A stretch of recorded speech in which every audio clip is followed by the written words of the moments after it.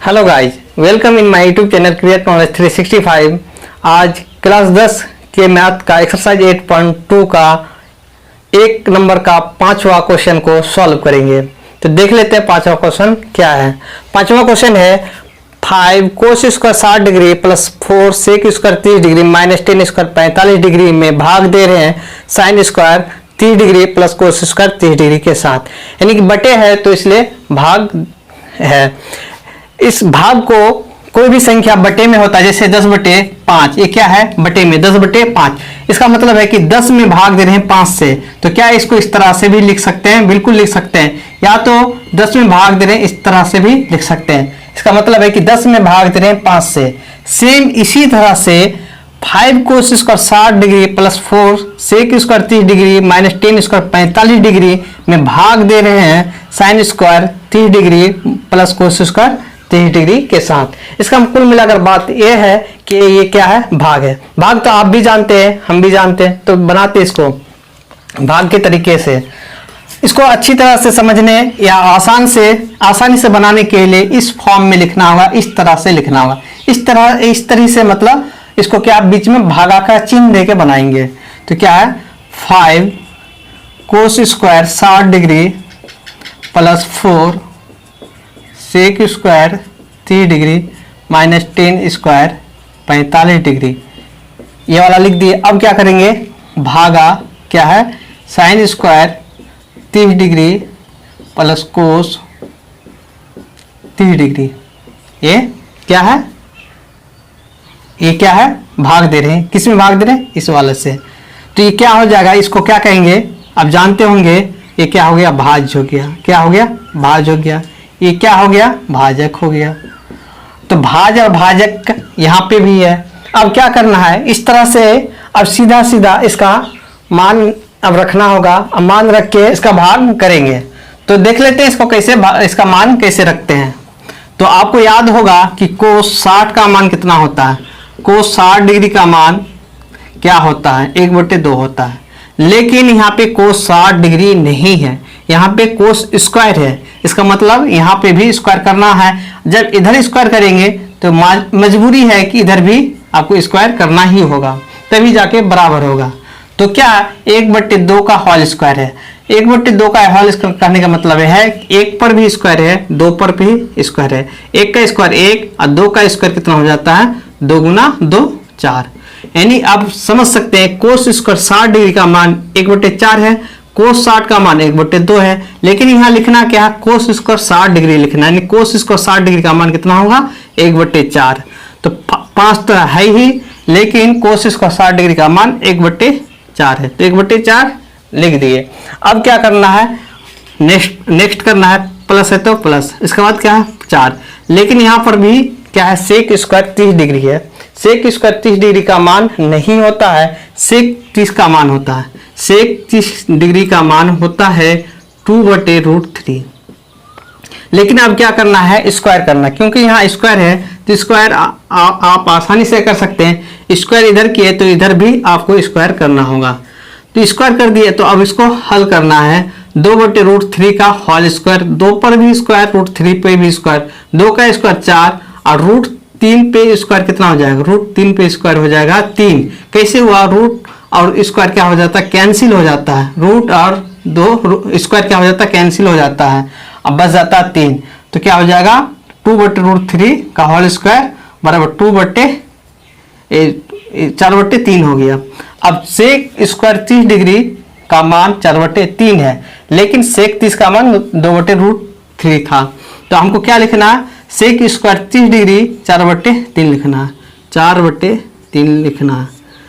Minus है तो minus. अब क्या है? 10 स्क्वायर 45 डिग्री, 10 स्क्वायर 45। अब 10 स्क्वायर का मान नहीं जानते हैं, अब 10 45 का मान जानते हैं। तो 10 45 का मान 1 होता है, लेकिन स्क्वायर है तो अब इसको स्क्वायर कर दिए। इधर स्क्वायर किए तो इधर भी स्क्वायर करना होगा, और 1 का स्क्वायर 1 ही होता है, तो 1 लिख दिए। अब क्या है? अब फिर क्या है? इधर भाग है तो भाग, और फिर sign square 30 degree plus cos square 30 degree है। तो सेम इसी तरह से यहाँ पर भी साइन 30 का मान लिखेंगे और स्क्वायर है तो स्क्वायर देंगे। और कोस 30 का मान जानते हैं और स्क्वायर करना है तो आपको स्क्वायर भी करना आता है। तो अब क्या करना है, साइन 30 का मान कितना होता है 1/2, लेकिन यहाँ पे साइन नहीं है, साइन 30 नहीं है, साइन स्क्वायर है, तो इधर भी स्क्वायर किए तो इधर भी करना पड़ेगा। तो 1/2 का होल स्क्वायर बराबर 1/4 होता है, तो 1/4 दे दिए, प्लस है तो प्लस। फिर क्या है कोस 30 का मान, तो कोस 30 का मान जानते हैं √3/2, लेकिन यहाँ कोस 30 डिग्री नहीं है, स्क्वायर है, तो इधर भी स्क्वायर तो इधर भी स्क्वायर। √3/2 का होल स्क्वायर बराबर 3/4, √3 का स्क्वायर होता है 3 होता है, या √3 गुना √3 क्या होता है 3 होता है। तो अब क्या हो गया 3/4, तो 3/4 किसका मान है कोस स्क्वायर 30 का, कोस स्क्वायर 30 डिग्री के जगह पे 3/4 लिखेंगे, 3/4 लिख दिए। इतना आप समझ गए, इतना समझ गए तो आप इस हिसाब का आधा कैलकुलेशन कर चुके हैं। अब नेक्स्ट कैलकुलेशन कर लेते हैं। अब क्या बचा, यहाँ पे ब्रैकेट है, यहाँ पे भी ब्रैकेट है, यहाँ भाग है, यहाँ घटा है, यहाँ गुना है, यहाँ जोड़ है। इतनी समस्या अब किसका काम करे, ब्रैकेट का काम करे या जोड़ का काम करे या गुना का काम करे। तो यहाँ एक अच्छा सा नियम है, क्या है बोर्ड-मास का नियम है। एक बोर्ड-मास का नियम क्या है कि जब इस तरह का समस्या हो, एक जगह बहुत सा चिन्ह हो, ब्रैकेट हो, जोड़ हो, घटा हो, गुना हो, तो आप पहले ब्रैकेट का काम कीजिए, उसके बाद गुना का काम कीजिए, उसके बाद भाग, गुना, जोड़ और घटा का इस तरह से काम करना है। तो यहाँ पे क्या है ब्रैकेट है, तो पहले ब्रैकेट के अंदर का काम होगा। तो ब्रैकेट के अंदर भी देखेंगे क्या है, यहाँ गुना है, यहाँ जोड़ है, यहाँ क्या है घटा है। तो यहाँ भी घबराना नहीं है, यहाँ पर भी बोर्ड मस लगेगा। अंदर है तो पहले क्या होगा गुना है तो गुना का, उसके बाद जोड़ का, उसके बाद घटा का काम होगा। इतना समझ गए हैं, तो इतना समझना ही था आपको। यदि नहीं समझेंगे तो हिसाब में गड़बड़ी होगा। किसका काम करेंगे, कोई पहले जोड़ कर लेगा, कोई पहले गुना कर लेगा, तो गड़बड़ हो सकता है। इसीलिए आपको ये सब बात याद रखना होगा।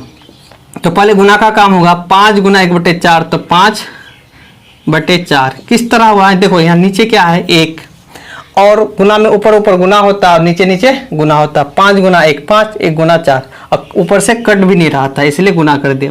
इसके बाद क्या है प्लस है, तो 4 गुना 4/1 या 4 को नीचे 4 को 4/1 लिख सकते हैं, क्योंकि नीचे हमेशा 1 रहता है।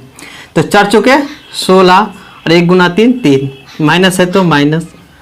इसके बाद भाग है तो भाग, यहाँ पे 1/4, यहाँ सिर्फ जोड़ है गुना नहीं है, इसलिए ऐसे लिख दिए 3/4 लिख दिए।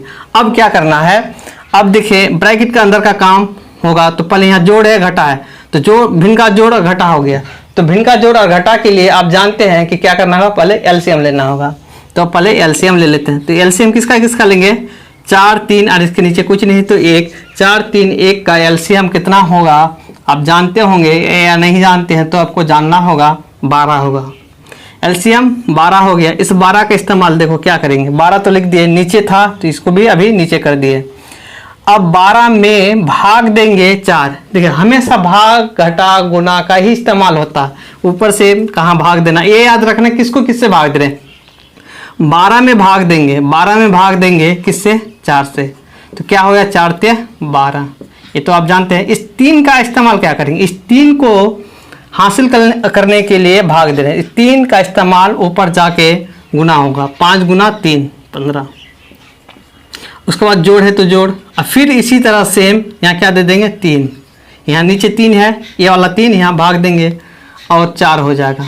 तो इस 4 का इस्तेमाल यहाँ गुना में हो जाएगा, 16 गुना 4 64, अब माइनस 1 में 1 को भाग देंगे 12 से, तो 1 गुना 1 आप जानते हैं ये सब भाग कितना होगा 12। 1 को भाग दे रहे 12 से तो मिलता है भागफल 12। इस भागफल 12 को 1 से गुना करना है, कितना हो जाएगा 12, 12 गुना 1 12।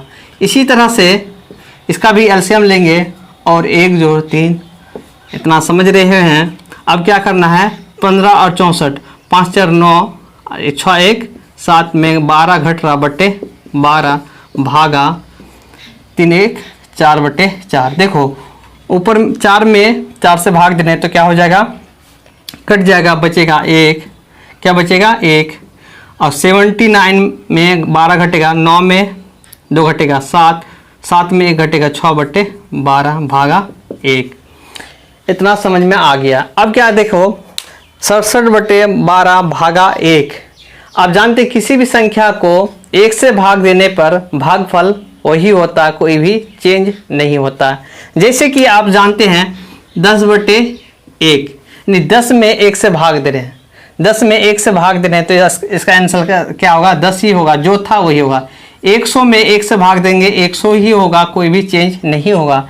1/2 में भाग देंगे 1 से तो 1/2 होगा। यदि यहाँ पे कोई भी चेंज नहीं होता है तो यहाँ पर भी कोई चेंज नहीं होगा। इसका आंसर हो जाएगा 67/12। और यही आंसर है, इसका आंसर किसका आंसर है 5 cos square 60 degree plus 4 sec square 30 degree minus 10 square 45 degree में जब sign square 30 degree plus cos square 30 degree में भाग देते हैं तो भागफल मेरा हो जाएगा 67/12। एक हिसाब से ये क्या है, भागफल है। आप बिल्कुल बच्चे हैं, यानी आपको भाग अभी भी पढ़ना पड़ता है मैट्रिक में आने के बावजूद, और हमेशा पढ़ना भी पड़ेगा। तो वीडियो अच्छा लगे तो लाइक बनता है। यदि आप कहीं प्रॉब्लम है तो आप कमेंट करना होगा, क्योंकि आप एक अच्छा स्टूडेंट हैं। अच्छा स्टूडेंट होने के नाते आपका हर प्रॉब्लम का सॉल्यूशन मिलेगा और कमेंट करने के बाद ही मिलेगा, इसलिए कमेंट करना ना भूले। और इस तरह का वीडियो पाने के लिए चैनल को सब्सक्राइब कीजिए और शेयर कीजिए। Thank you for watching this video.